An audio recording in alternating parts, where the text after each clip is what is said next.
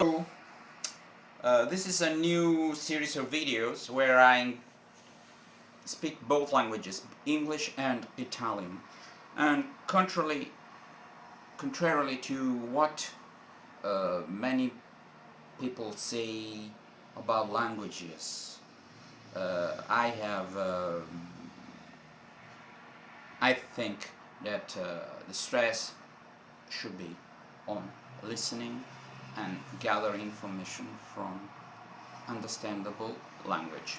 But that's one thing. Second thing, I have a huge experience in teaching languages, in learning languages, an experience that spans decades. I'm 52, I'm going to be 53, so a lot of people think that their experience in learning 10 languages is enough to know how, generally speaking, people learn languages. Generally speaking, people learn languages in a different way. The stress is to have a working knowledge of the language and not to sport a native speaker accent, whereas the rest is not on a native speaker level. It means that is just you're bound to impress your other people, and then from that point everything will be downward, because you start from, oh, he's a native speaker, then they will realize that you are not a native speaker.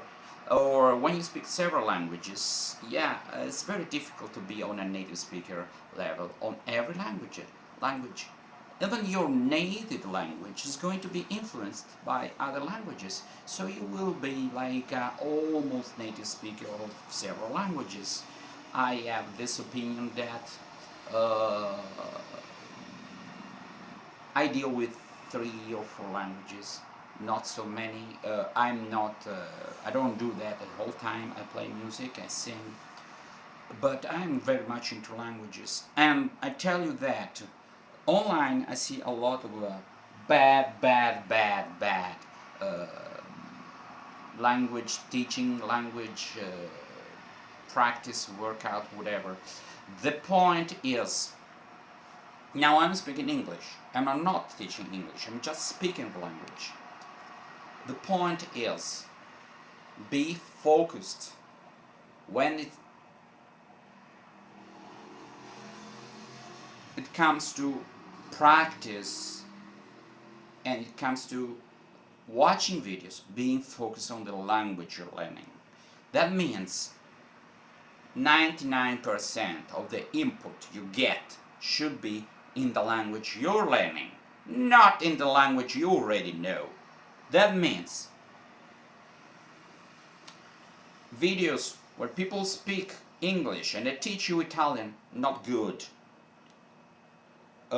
Teaching few words, Italian words, amidst English, not good. Explaining in English, not really good. Or in French, or in Spanish, or in Turkish, not good. Many times it's in English. Make the language you're learning the dominant language of your practice. That means watch and listen to native speakers or people who speak like native speaker. You learn Italian when you were 5 or 10, it became your first language. Okay, native speaker means he speaks a language and another native speaker doesn't notice any difference. Okay, doesn't notice that he was not raised in Italy, and Italian was not his or her first language. So the point is, at the beginning you should use realia. It means real object. So if I teach Italian to you on a basic level, I will start from objects. Cucchiaio, tazza. Cucchiaio, tazza. Ok? And then little by little, tazza, tazzina. Il cucchiaio è nella tazza.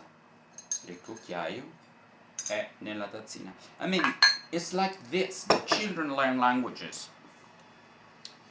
And I see a lot of times Italians, they speak very good English, and they speak with another fellow, and they discuss things, and they tell you saying idioms what? At the beginning. Leave well enough alone. Start from the basics.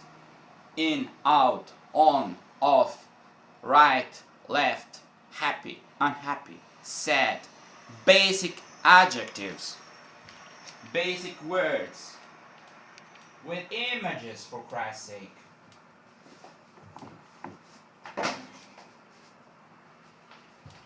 For example,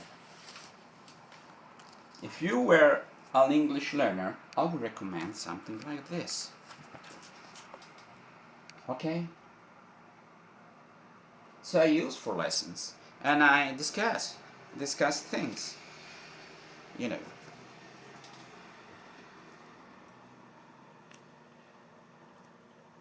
Where is the red ball? Who's holding up a worm? A boy or a girl?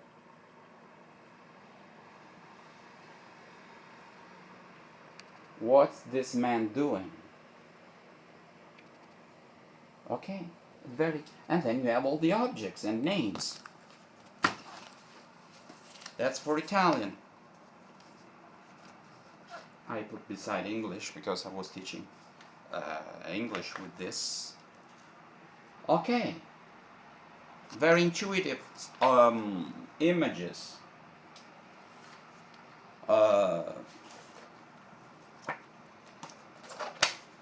That's similar. I would recommend always have the audio part. This has.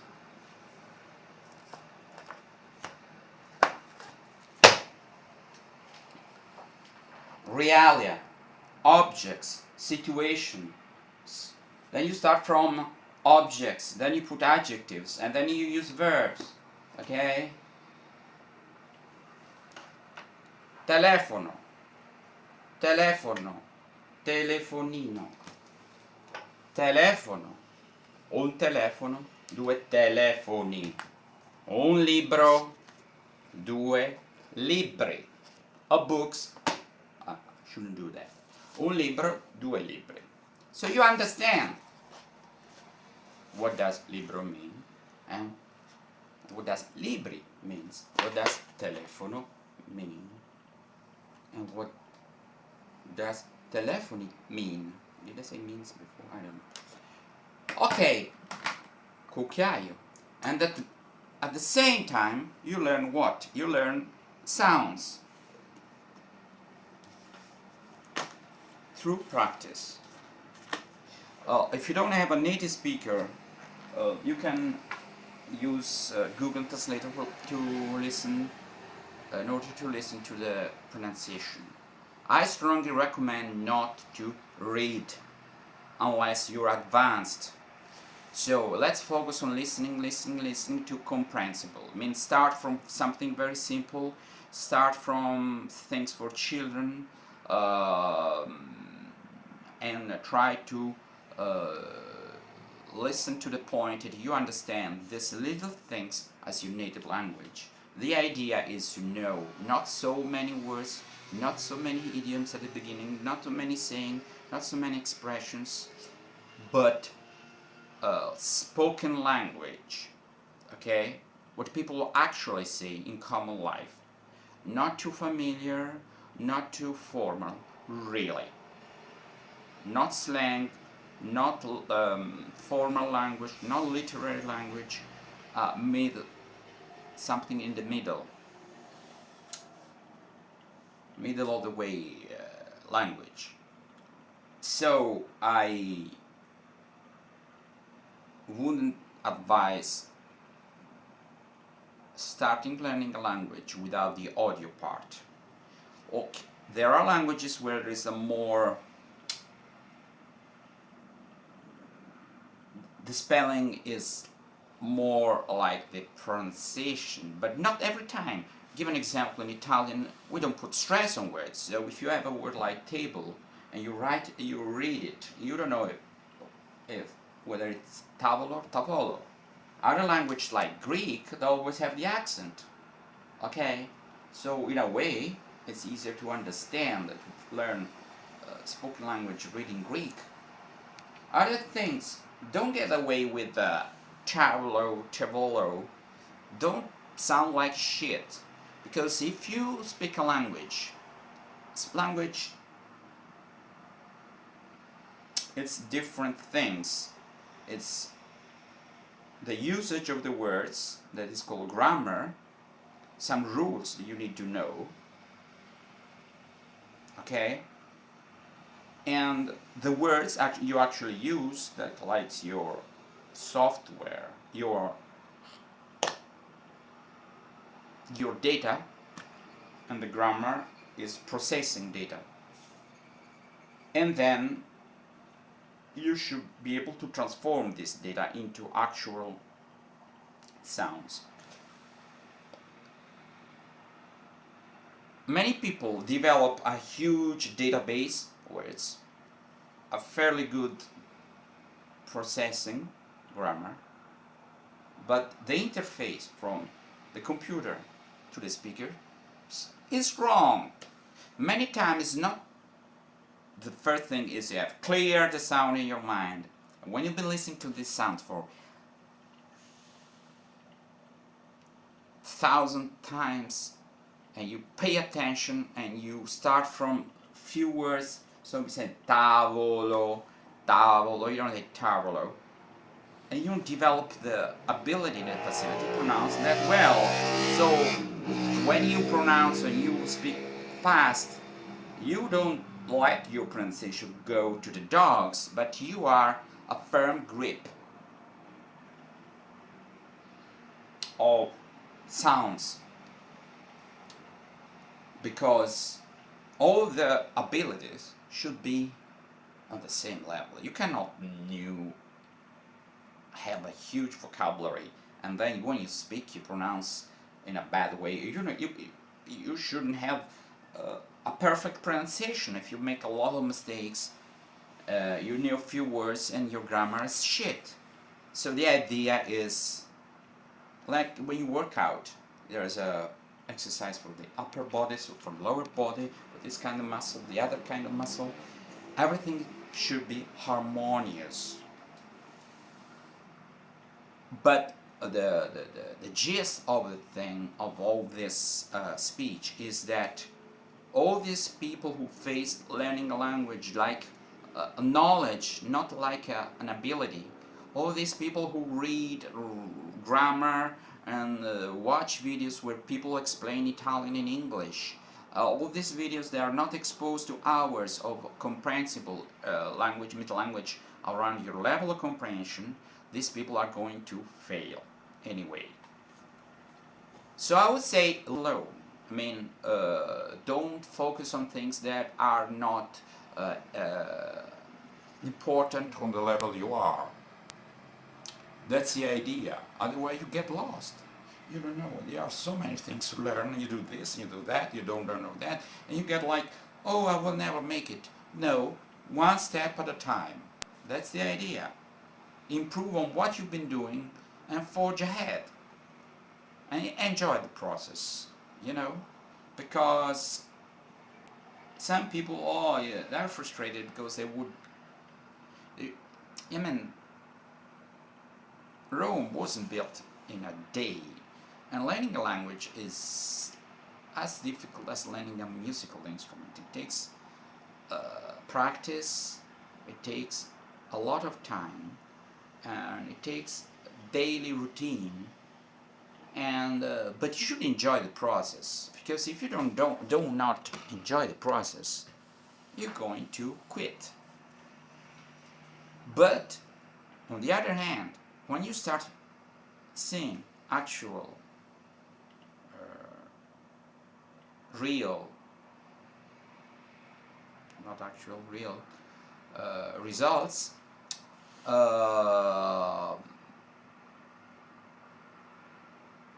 you will be pleased, and you're going to improve on that. You know that you're getting results, and that's a good motivation. So bottom line is, do not watch things in English if you want to learn Italian or French or Greek or Portuguese. Try to be exposed to the actual language on the level you are. Try to watch videos where people actually speak the language in a very simple way, and the context, the video, the objects are enough for you to understand. Try to make an effort, okay? Try not to look up the word in a dictionary. Try to gather the meaning, infer the meaning from the context, from the definition. Try to watch, try watching images, pictures. If the name of a tree, Google the name and see what images pop up, and you will understand, rather than going directly. Making an effort, watching images, and they will, what you're learning will be more stable in the memory, because a picture is much more impressing, gets imprinted in your mind rather than the translation in your mind. Don't think in translations. Try to think when this is used.